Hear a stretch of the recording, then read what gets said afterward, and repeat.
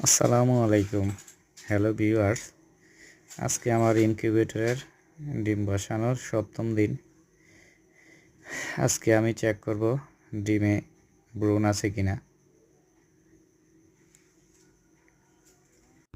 আমরা এখন দেখব একটি লাইটে বা মোবাইলের ফ্ল্যাশ লাইটেও করা যাবে।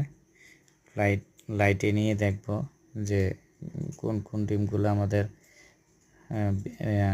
বীজ আছে, কোনগুলোতে নাই। যেগুলোতে বীজ নাই সেগুলো আমরা আলাদা করে নিব। একটি একটি করে বাছাই করতে হবে। বাকি ডিমগুলো আপনি ইচ্ছে করলে খেতেও পারবেন, আর যেগুলোতে না, যেমন এই যে এই ডিমটাতে ব্রুন হয় নাই, ওটা আমি আলাদা করে নিলাম। এভাবে করে এক এক করে সবগুলো ডিম আমরা বাছাই করব। করা শেষ, আমরা আবার বক্সিং করে দিলাম, ঢাকনা লাগিয়ে দিতেছি, আবার সেই তাপমাত্রা রেখে দিব। আমার 54টি ডিম থেকে 9টা ডিম বাদ গেছে, আর বাকিটাই রয়ে গেছে।